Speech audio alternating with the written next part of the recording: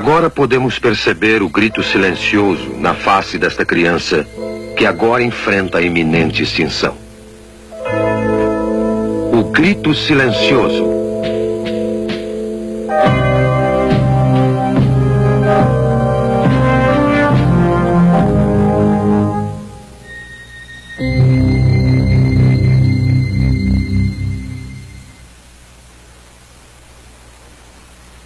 Meu nome é Bernard N. Nathanson. Sou um médico e também obstetra e ginecologista. E acho que tenho alguma experiência em matéria de abortos. Bem, quando eu estudava medicina, em 1949, não havia uma ciência como a fetologia. Aprendemos que esta criança a nascer, o feto, era uma coisa no útero e que somente por uma questão de fé era ou não era um ser humano, e se esse ser humano teria ou não qualquer qualidade bem pessoal. Mas essa história mudou desde 1970. Foi nessa época que a ciência da fetologia surgiu nos meios médicos.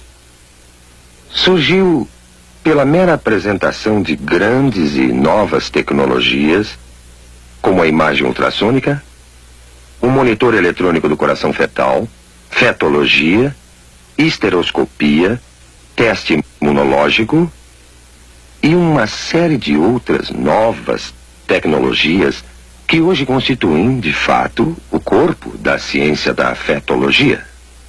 A imagem ultrassônica, que é a imagem do feto em movimento, tornou-se acessível à nossa clínica a partir de 1976. A sala para exames ultrassônicos consiste de uma convencional mesa de exame e do aparelhamento de ultrassom. Essa máquina que vemos aqui.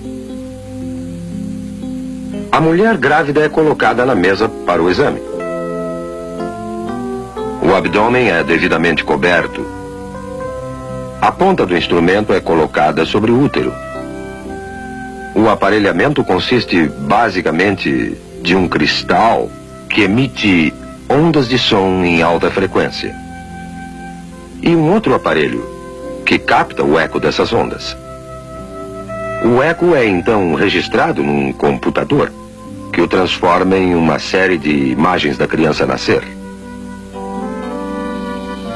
E a criança pode ser observada por uma análise linear, que é útil para a gravidez adiantada, ou por uma de setor, que é mais precisa para delinear a criança na fase inicial, como esse caso. A imagem reconstruída pelos moldes do eco é capaz de ser de uma absoluta clareza e é tão detalhada nesse instrumento que as válvulas do coração são observadas abrindo e fechando com as contrações do coração.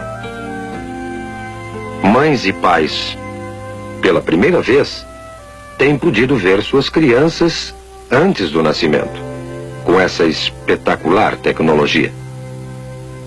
Essas tecnologias, esses aparelhos e máquinas que usamos diariamente, têm nos convencido que, sem dúvida, essa criança a nascer é também outro ser humano, outro membro da humanidade, sem distinção, de maneira alguma, a qualquer um de nós.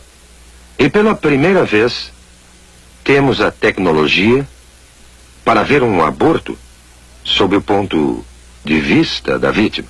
A imagem ultrassônica nos permite ver isso. E assim, pela primeira vez, vamos observar como uma criança vai sendo torturada, desmembrada, desarticulada, esmagada e destruída pelos insensíveis instrumentos de aço do aborteiro. O que estamos vendo aqui é uma sequência do desenvolvimento de uma criança no estado pré-natal de vida, desde os primeiros momentos até o fim dessa fase. Temos aqui uma criança de 4 semanas, de 8 semanas, de 12 semanas, de 16 semanas, 18 semanas, de 20 semanas e de 28 semanas. Como podem ver, não existe ainda uma mudança dramática na forma ou substância desse ser durante esse desenvolvimento. Essa pequena pessoa de 12 semanas é uma criatura, inegavelmente um ser humano. Já tem ondas cerebrais desde 6 semanas, seu coração está funcionando há 8 semanas e todo o resto das funções humanas são exatamente como as nossas.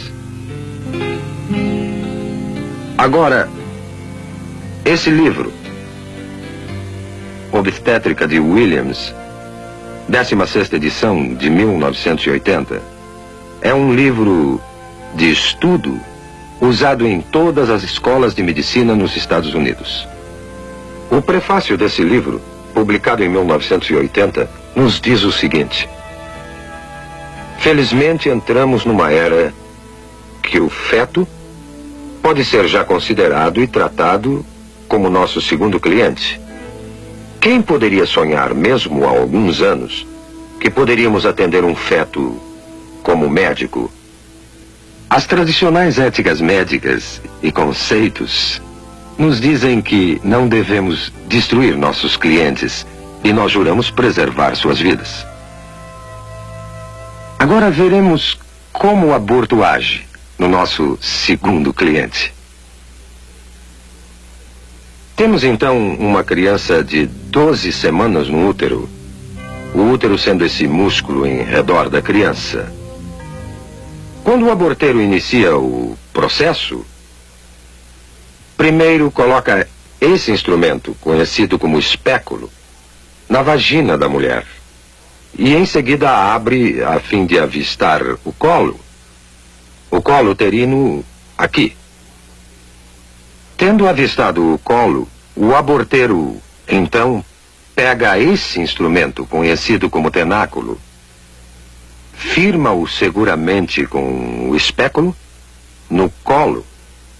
Desta maneira, grampeia bem o tenáculo para firmá-lo melhor ao colo do útero. Outro instrumento que é posto em ação é chamado sonda.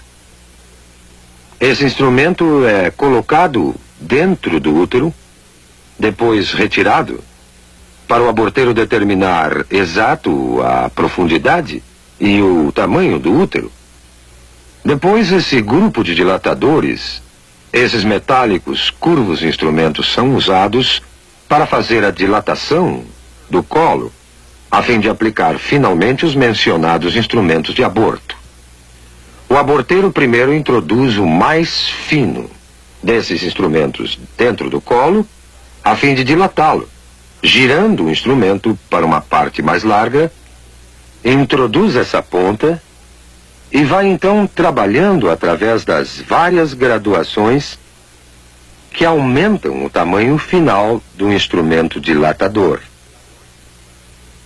Depois, passa a usar um instrumento conhecido como aparelho de sucção, o qual está sendo retirado de um recipiente esterilizado para seu uso. E então, isso será inserido no colo dilatado até chegar ao útero, para então perfurar o saco que cobre a criança, esvaziando do fluido que a cerca. O instrumento é posto em direto contato com a criança numa pressão aproximada a 55 milímetros de mercúrio, aplicada na ponta desse instrumento, que está ligada a um longo tubo grosso de sucção e a instrumentação abortiva, que é o aparelhamento do outro lado. A ponta de sucção começará a destruição da criança. Pedaços do corpo são separados um por um, até ficar somente fragmentos do corpo e a cabeça. A cabeça é grande demais para passar pela tubulação.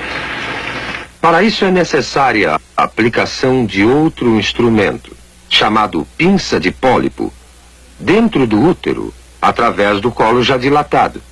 E o aborteiro, então, terá que pegar a cabeça da criança, que flutua livre dentro do útero, entre os anéis desse instrumento. A cabeça é então dilacerada e seus pedaços removidos com seus respectivos ossos. E o aborto, então, estará concluído. Já vimos como uma criança de 12 semanas aparece na tela ultrassônica. Também vimos a mecânica, todas as fases do aborto de 12 semanas. Agora, pela primeira vez, veremos um filme feito com a verdadeira imagem ultrassônica de um aborto de 12 semanas. Não se esqueça que não é um caso fora do comum, um aborto tardio. É um dos 4.000 casos de aborto feitos todos os dias nos Estados Unidos. Esse filme foi feito numa clínica de abortos. O médico que realizou o aborto foi um jovem que trabalhava em 2 diferentes clínicas de aborto ao mesmo tempo. Ele já havia feito mais de 10.000 abortos na sua vida. Quando lhe pediram para assistir uma exibição deste filme, ele ficou tão chocado do que ele fazia que saiu da sala por um momento. Voltou para ver o final, mas nunca mais fez outro aborto. A moça que manobrou a verdadeira câmera ultrassônica era uma feminista e a favor do aborto. Mas ela também ficou tão chocada pelo que viu nesta sessão de cinema que nunca mais quis discutir o assunto aborto. Mas vamos voltar ao filme em questão. Estamos observando um detalhe de uma verdadeira imagem ultrassônica de uma criança de 12 semanas. A criança está colocada nesta direção.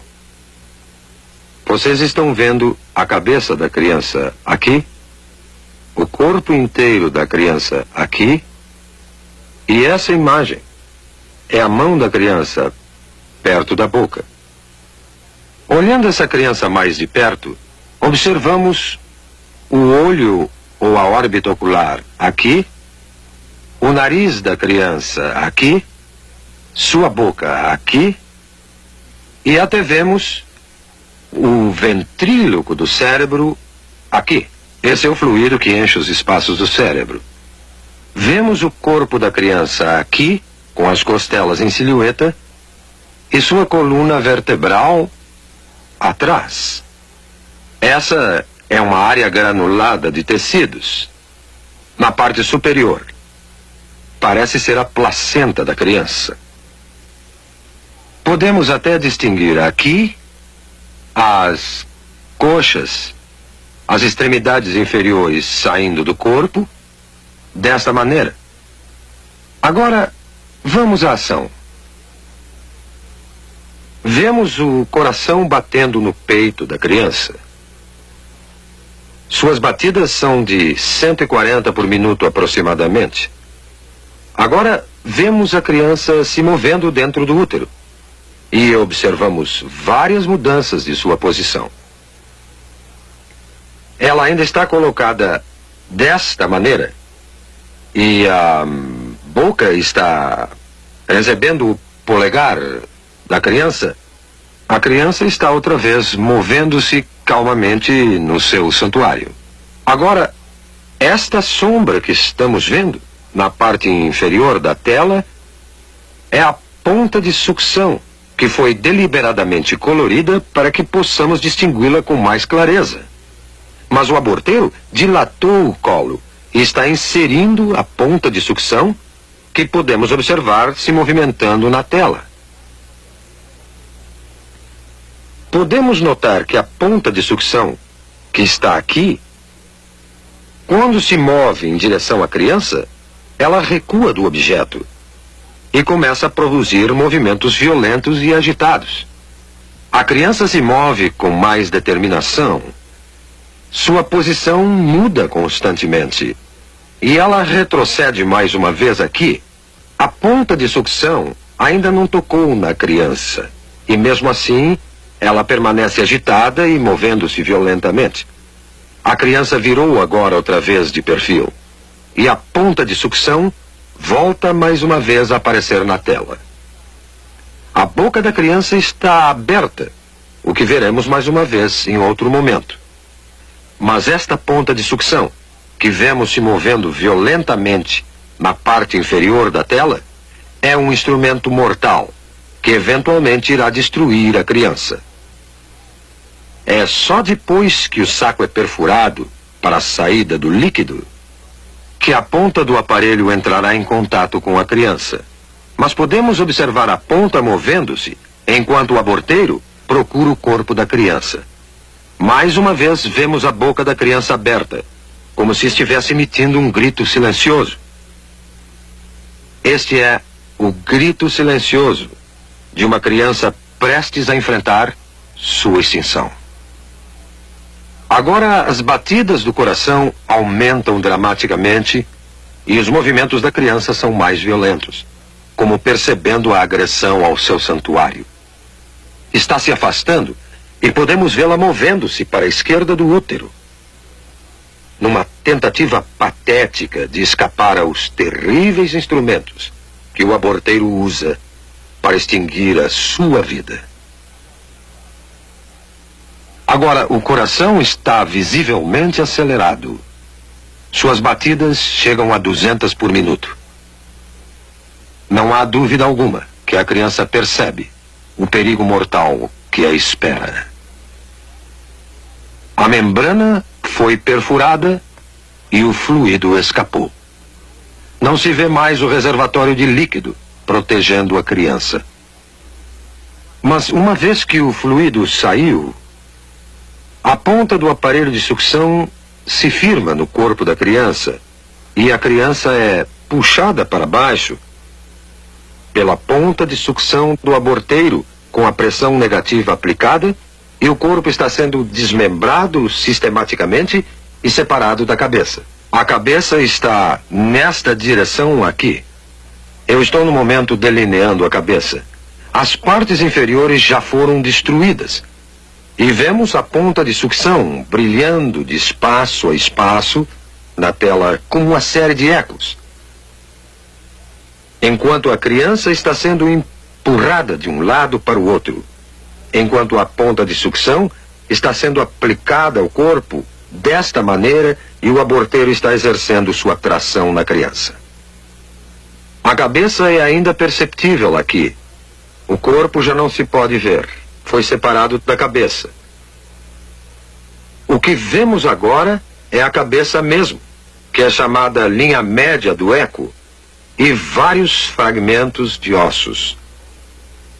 Mas a cabeça, que estou delineando aqui, nessa criança de 12 semanas, é grande demais para sair inteira numa peça de dentro do útero. O aborteiro terá que empregar este instrumento, a pinça de pólipo, numa tentativa de segurar a cabeça. Ele agora tentará dilacerar a cabeça com esse instrumento, dessa maneira, e remover a cabeça aos pedaços de dentro do útero. O aborteiro e o anestesista têm um código secreto entre eles, que os protege da pavorosa realidade dos fatos. O aborteiro e o anestesista se referem à cabeça da criança, que agora é chamada de número 1. O anestesista, então, perguntará ao aborteiro: o número 1 já saiu? Já acabamos? Vemos agora, intermitentemente, os dentes ou lâmina desse instrumento aparecendo nessa imagem aqui. A cabeça tende a flutuar, solta no útero, e aqui estão os dentes ou lâmina desse instrumento vindo por aqui, e a cabeça está sendo agarrada pela pinça de pólipo e puxada para baixo em direção ao colo. Agora, tudo o que vimos sobrando são simples resíduos, simples fragmentos, pedaços de tecidos que documentam que ali viveu uma vez um indefeso, frágil ser humano. Considerando o impacto do aborto na nossa sociedade, vamos olhar algumas estatísticas do que realmente aconteceu nos últimos 20 anos. Nós temos dados confiáveis indicando que em 1963, bem antes do aborto ser legalizado pela infame decisão Roe versus Wade, eram efetuados aproximadamente 100 mil abortos ilegais anualmente nos Estados Unidos, e muito poucos legais. Em 1973, o primeiro ano que a decisão Roe versus Wade prevaleceu neste país, cerca de 750 mil abortos foram efetuados. E em 1983, o último ano do qual temos completos dados, foram feitos 1,5 milhão de abortos. Agora vamos ver o aborto como indústria. No ano passado, foram efetuados 1,5 milhão de abortos nesse país. E o custo médio de um aborto é de 300 a 400 dólares por operação. Isso criou uma indústria nesse país de uns 5 a 6 milhões de dólares por ano, colocando-o na lista das 500 maiores indústrias do mundo. 90% de todo esse dinheiro vai para o bolso dos médicos e o que sobra no bolso dos empresários que dirigem as clínicas. Tivemos investigações recentes sobre essas clínicas, que se ramificaram no país como cadeias de restaurantes. Sabemos que várias dessas cadeias se encontram na Califórnia, pelo sudoeste e vão até o sudeste dos Estados Unidos. E há alguma evidência agora que cada vez mais essas clínicas estão caindo nas mãos do crime sindicalizado nos Estados Unidos. E que esse dinheiro do aborto, é manchado não só pelo sangue das inocentes vítimas do aborto, como também pelas mãos sujas do crime sindicalizado nos Estados Unidos. Quando discutimos o aborto, temos que entender que a criança por nascer não é a única vítima. As mulheres são vítimas também, tanto como as crianças o são. Não foi dito às mulheres a verdadeira natureza da criança por nascer. Não lhes foi mostrado os fatos reais sobre o que o aborto realmente é. As mulheres, em grande número, centenas, milhares, dezenas de milhares, têm tido seus úteros perfurados, infectados, ou sofreram destruição total de seus órgãos reprodutores como resultado de uma operação da qual não possuem um conhecimento verdadeiro. Este filme e outros filmes que virão devem fazer parte da informação geral para o consentimento de qualquer mulher antes de se submeter a um processo desta natureza. Eu acuso a Liga Nacional do Direito ao Aborto. Eu acuso o Plano Familiar e todos os conspiradores da indústria do aborto de uma consistente conspiração silenciosa que faz a mulher ignorar os verdadeiros fatos sobre o aborto. E desafio a todos que ministram o aborto a mostrar esse autêntico programa filmado, ou um similar a este, a qualquer mulher, antes de consentir num aborto. Como veem, acho que entendo um pouco de aborto. Fui um dos fundadores da NARAL em 1969, que é agora a Liga Nacional do Direito ao Aborto. E por um período de 2 anos, fui o diretor da maior clínica de aborto do mundo ocidental. A partir dessa época, passamos a ter uma ciência chamada fetologia, que nos permite o estudo do feto humano.